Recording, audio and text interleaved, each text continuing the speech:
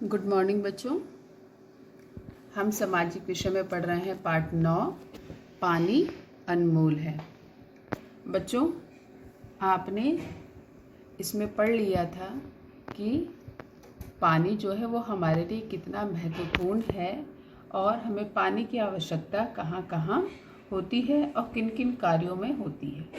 तो आपने बच्चों देख लिया था कि पानी जो है वो हमारे जीवन के प्रत्येक कार्यों में इस्तेमाल किया जाता है, चाहे वो पीने में हो, कपड़े धुलने में हो, घर के काम करने में हो, किचन में हो, साफ सफाई में हो।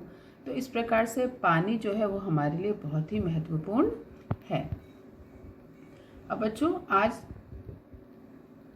हम यहाँ पर देखेंगे कि देखो, पानी केवल मनुष्यों के लिए ही आवश्यक नहीं है या मनुष्यों को ही पानी की आवश्यकता नहीं होती है, बल्कि जो पशु पक्षी हैं उनको भी पानी की आवश्यकता होती है। पृथ्वी पर जितने भी जीव जंतु पाए जाते हैं उन सबको पानी की आवश्यकता होती है। तो आप अपने सामने देखो बच्चों, ये चित्र देख रहे हो और यहाँ पर देखो, आप ये देख रहे हैं तालाब है और तालाब में यहाँ पर भैंस है, यहाँ हाथी है ना, और यहाँ पर देखो चिड़िया हैं जिनको पानी की आवश्यकता है ना। आप देख रहे हो चित्र में। तो इसी तरीके से बच्चों, जो पशु पक्षी होते हैं उनको भी पानी की आवश्यकता होती है। हमारी तरह पशु पक्षियों को भी पानी की आवश्यकता होती है। बिना पानी के वे जीवित नहीं रह सकते। जिस तरीके से बच्चों हम भी पानी के बिना जीवित नहीं रह सकते। भाई चलो, एक दिन कुछ घंटे हम पानी के बिना, हमको प्यास लगी लेकिन पानी नहीं मिला, तो चलो हमने थोड़ी देर, ठीक है, नहीं मिला कोई बात नहीं। लेकिन इसी तरीके से यदि हमें एक पूरा पानी एक दिन ना मिले, 2 दिन ना मिले, तो क्या होगा, धीरे धीरे जो हम हैं बच्चों, वो बिना पानी के हम क्या कर सकते हैं, जीवित नहीं रह सकते हैं, है ना। पानी हमारे लिए बहुत ही आवश्यक है। पानी हमारे शरीर के अंदर जो है, पानी की कमी नहीं होनी चाहिए। पानी की कमी से हमारे शरीर में क्या होती है, कमज़ोरी हमें महसूस होने लगती है ना। तो इसलिए पानी जो है वो हमें बहुत ही आवश्यक है। क्या तुम पशु पक्षियों को पानी पिलाते हो? अगर हाँ तो किसे और कैसे? बच्चों, ये तो आपके लिए है कि यदि, और मेरे लिए भी है कि यदि इसमें हम पशु पक्षियों को पानी पिलाते हैं, हाँ या नहीं, है ना। तो किसे और कैसे, ठीक है। तो इसमें दिया हुआ है कि यदि आप पक्षियों को पानी पिलाते हैं तो पक्षियों को पानी कैसे पिलाते हैं। एक मिट्टी के बर्तन में हम क्या पानी इकट्ठा करके रख सकते हैं, जिससे कि जो पक्षी हैं वो आकर के पानी पी सकते हैं। या कोई ऐसा डिब्बा आपके घर में हो जो आपके इस्तेमाल का ना हो, है ना, पर साफ़ हो, है ना, उसमें आप पानी डालें, ठीक है। और रोज़ उस पानी को आप बदलें, और ताकि जो पक्षी हैं वो आकर के पानी पी सकें, ठीक है। और आपने देखा होगा कि जो पशु घूमते रहते हैं, लोग क्या करते हैं, उनके लिए जो पुराने ड्रम टाइप के डिब्बे होते हैं वो बाहर रख देते हैं, उनमें पानी भर के रख देते हैं, जिससे जो भी पशु पक्षी आते हैं वो उससे पानी पी लेते हैं।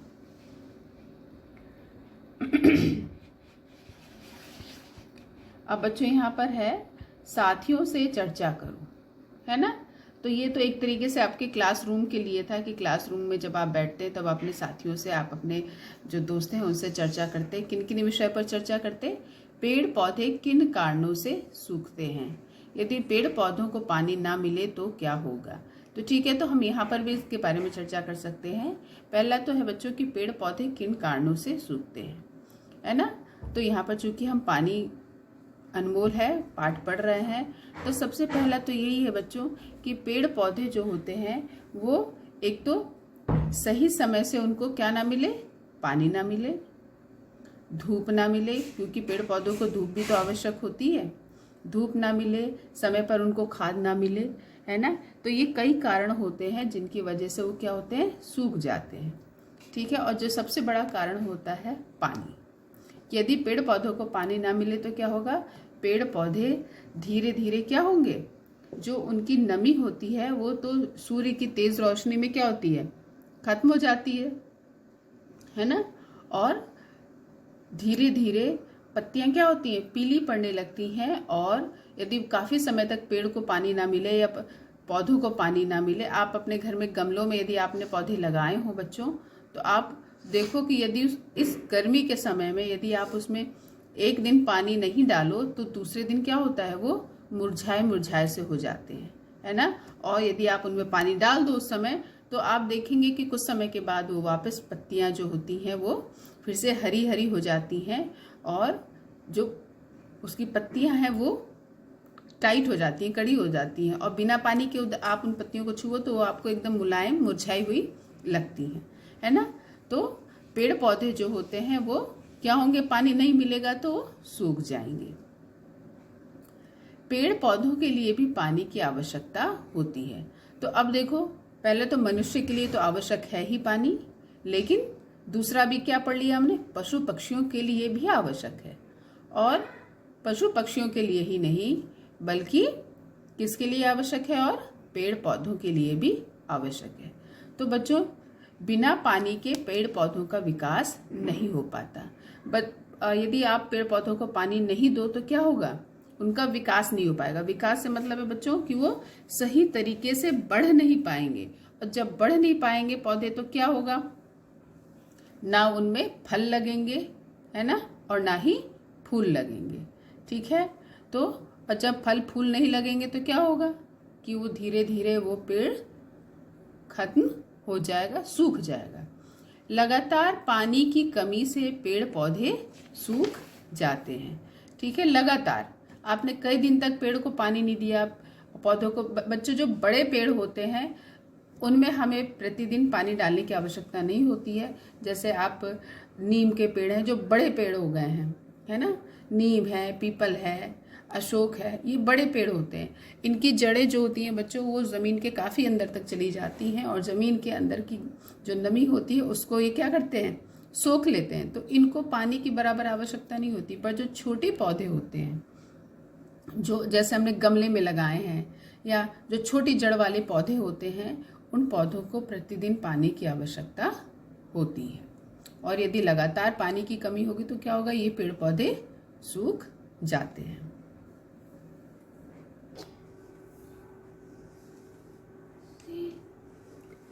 बिन पानी सब सून, इसका मतलब ये है बच्चों कि बिना पानी के सब क्या है, सूना है ना। तो अब कैसे सूना है, देखो, गर्मी का मौसम है, गांव के तालाब सूख गए हैं, हैंडपंप में भी पानी बहुत कम आ रहा है। अब बच्चों क्या होता है कि जब गर्मी का मौसम होता है तो धूप तेज़ हो जाती है, और जब धूप तेज़ होती है तो जो पानी होता है, तालाब का पानी या किसी जो होता है, और वो क्या होता है, धीरे धीरे वो सूख जाता है ना, क्योंकि तेज़ धूप से जो पानी है वो क्या होता है, वो वाष्प बन करके उड़ जाता है, भाप बन के क्या होता है, वो उड़ जाता है ना। आप यदि इस चीज़ को आप देखना चाहते हैं तो आप किसी एक बर्तन में आप थोड़ा पानी ले करके आप उसको बाहर धूप में रख दो, और कुछ समय के बाद आप देखोगे कि उसमें से पानी क्या हो गया है, कम हो गया है, और कुछ और दिन के बाद देखोगे कि उसमें पानी क्या हो गया, सूख गया है। ठीक है, तो इसी तरीके से जो तालाब होते हैं उनका पानी क्या होता है, सूख जाता है। हैंडपंप में भी पानी बहुत कम आ रहा है। जब बच्चों तालाब का पानी सूख जाता है तो अक्सर गर्मियों में जो भूमिगत पानी होता है, जो ज़मीन के अंदर का पानी होता है, उसका स्तर कम हो जाता है, और जो गांव में हैंडपंप वगैरह होते हैं उनमें बहुत ही कम पानी आता है।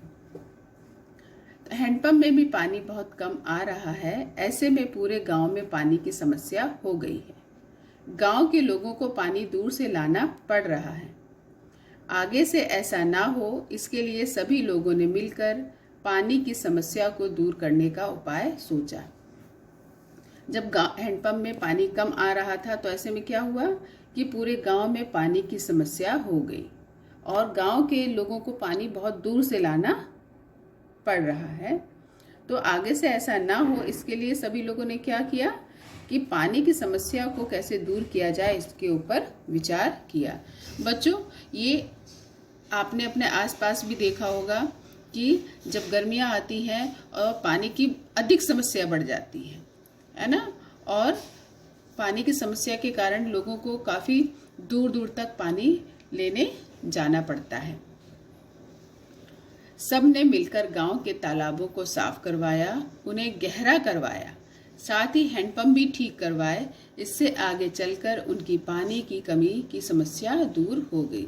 तो बच्चों, इस गांव में जहाँ पर तालाब सूख गए थे, वहाँ क्या हुआ कि पानी की कमी को दूर करने के लिए, पानी की समस्या को दूर करने के लिए सब ने मिलकर गांव का जो तालाब था उसको क्या किया, साफ करवाया और उसको गहरा करवाया।